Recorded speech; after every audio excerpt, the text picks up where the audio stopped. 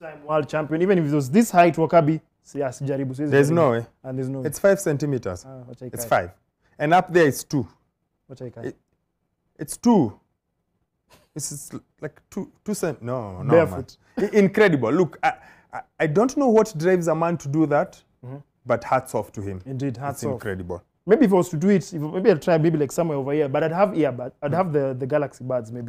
Some music. to cancel out the noise, yeah. And get you focused. Yes. Because they're able to give you both of them. If you're listening to music, they cancel out your surrounding. If a phone call comes in, it automatically switches into your phone call. And if there's no phone call and there's no music, it is switches off, and then you can hear your surroundings. You can hear your environment. So one way or the other, you're able to. It's almost, again, we keep talking about the word smart. Yes. So it's smart enough to figure out what's the situation, what do we do. And again, it's it's Black month of, it's Black November. Yeah. Of course, great discounts, 10% discount if you want your Galaxy Buds. So yes, if you need to concentrate properly, I suggest you do that. I think that would be much more practical for me. Let's shift gears briefly and focus on something else. And as usual, remember, we try and capture very interesting, captivating moments that have happened in Kenyan sports. And let's take a look at the shot of the weekend. Now, this happened over the weekend. We're having a look of a glance of exactly what it is shortly. There we go. And this is 2 players. The FKF Premier League is back. Yes, and make no mistake, this is not Croatia, it's just Nzoia. Maybe they've borrowed the shirt, but they borrowed actually, the when I saw it the pattern, first time, it's Nzoia Sugar. And the first time I saw this, I actually thought, interesting. It reminds me of a certain team. But yeah. Yeah, it's Croatia. It's not Croatia, it's Nzoia Sugar. Maybe the names are close to each other. Nzoia, Croatia. And of course, this is versus Kogalo, the opening game of the new season. Yes. And that is Kogalo's latest big man. Yes, Big man. Like, maybe it's the next big guy for them to produce. Benson Omala. Really, really tough battle to control the ball. And again, I like it's the details, because you can see the white line. You can see exactly where he's trying to make sure he controls the ball. And the defender, I'm assuming, is trying very hard to shield him so that the ball can trying to get the ball. Yes. And this, of course, was an FKF Premier League match where Gor Mahia won. That was the first match of the season. This was photos taken. I can just even see the grass, the blades of grass. Attention to detail, especially these ones. Yes. The ones that his foot has probably moved. Exactly. It's incredible. And the angle of his foot. And this was just actually the line for going off the field, but the ball didn't go out. No wonder he scored the winning goal for that. Right. Of course, this particular photo was taken by our very own Chris Omolo from the Nation Media Group team. Now, let's focus on something that has been definitely trending online. Is the FIFA World Cup. It's back, and it's been dominating the timeline on Twitter, Facebook, Instagram.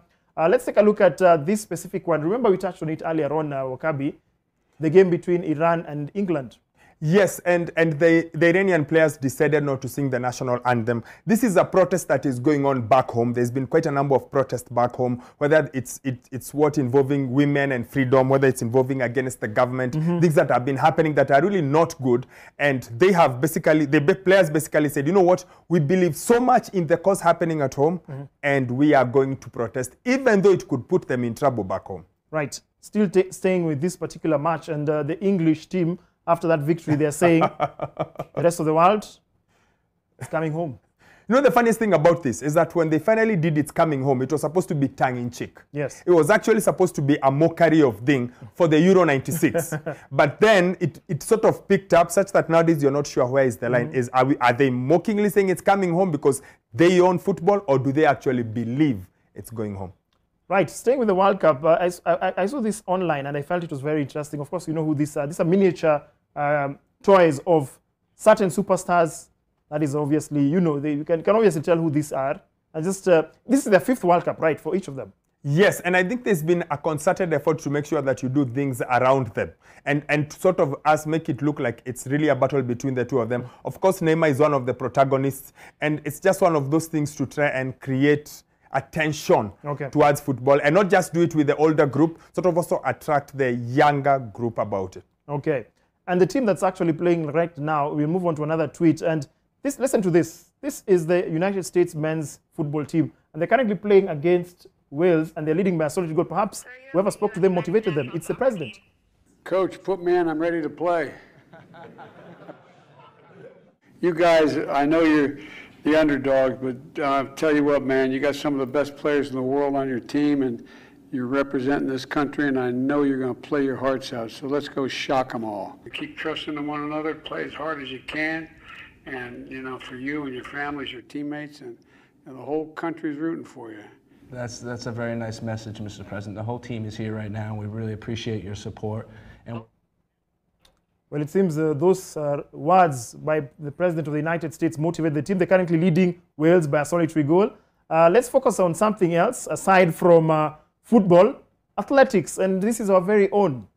Yes, Faith Kipyegon and Shellyanne Fraser-Pryce, the Mummy Rocket. Actually, both of them could be Mummy Rockets because both of them are mothers. And I think they were out in Oregon and they were having a leadership team. What stands out about this picture is just how glammed up Faith is. When people think about Faith, they see the running vest and the shorts and her celebrating. This is her with the proper look and showing, you know what, not only am I a top athlete, I can also dress the part and I can look as glam as they come. Walikuwa wamechapa look. Sana, tena sana. Right, remember in the beginning of the show we had asked you regarding the African teams. What are your thoughts regarding the African team's performance in this year's FIFA World Cup?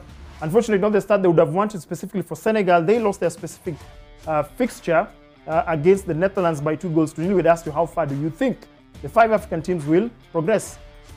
Hope springs eternal. This is the cup belongs to Africa, my motherland. I really, really hope so. And then someone says, until Jesus comes, Africa never. Mwangi Warukwaro, you say lifting the 2022 World Cup. I don't know if he's saying he thinks we. I think he hopes so. Randera says Cameroon to the quarters. Hopefully, you never know. Africa teams are stepstones to foreign countries. They can't even reach the quarters. That's Matthew. A bit harsh, but close to the truth. Makanaki says very far to the final.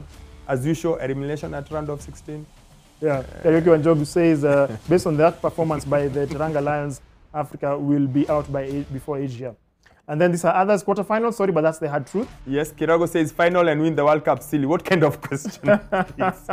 Only Ghana will proceed to round of 16. I am with you, Martin. I really, really hope that Ghana can do it. Of course, I'm passionate towards Ghana and partial towards Ghana. But yes, it's going to be really, really, really tough. I understand the emotions. It's between people are making fun of it and maybe some people thinking it might happen. Pele is the one who misled us. You remember he said, before the turn of the century, an African team will win the World Cup. We are 20 years past the turn of the century and waiting. He's the one who misled us. Well, we want to say thank you very much for waiting and watching and enjoying our show tonight. My name is Bernard Ndong. Have a fantastic Monday evening. We'll see you again hopefully next week.